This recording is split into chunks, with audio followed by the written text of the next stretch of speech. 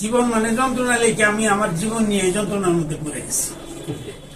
পাঠালেন যে নিয়তি তার কাছে মিনতি, পাঠালেন যে নিয়তি তার কাছে মিনতি, এই জীবন আর আমি চাই না। জীবন মানেই তো যন্ত্রণা, বেঁচে থাকতে বোধহয় শেষ হবে না। জীবন মানেই তো মানুষ যন্ত্রণা, বেঁচে থাকতে বোধহয় শেষ হবে না। অসংখ্য ধন্যবাদ ভাই, আপনি অসুস্থ, আমিও কিন্তু আপনার গান করি মাঝে মাঝে। আপনি আপনার ফেসবুকে আপনি আমাকে ফাইন কিনা আমি জানি না। যেমন আমি একটা গান অনেক সময় গাই, আমার বুকটা কালি কইরা কার বুকে তুই ঘুমাইলি, তোর মতো কেউ ডাকে না রে ওরে গানের বুলবুলি, তোর মতো কেউ ডাকে না রে ওরে গানের বুলবুলি। আরেকটা গান আপনার আমার একটা গান ভালো লাগে, এই গানটা হইল গা, এই গানটা আমি প্রায় সময় আমি গাই, আমার পেজে গাইছি। ও আমি পারি না আর পারি না, আমি কেন মরি না, আজরাইল কি চিনে না আমারে রে, আমি পারি না আর পারি না।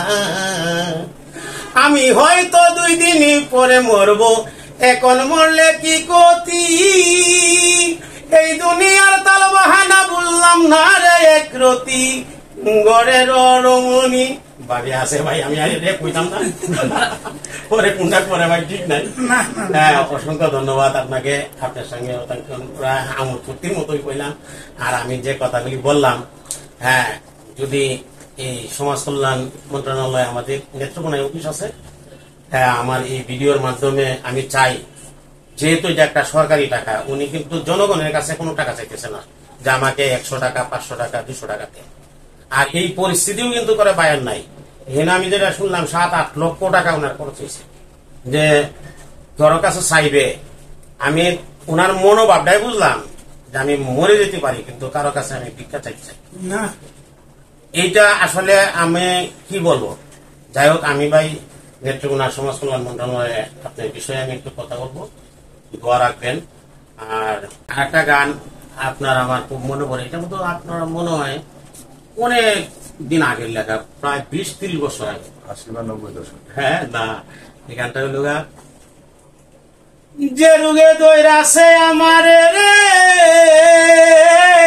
ওরে বাপটা বেশি ভালো নাই, আমার চিন্তায় আমি এখন বাসি না, আমারে বুঝাইও না, আমার চিন্তায় আমি এখন বাসি না, মন যে আমার কেমন করে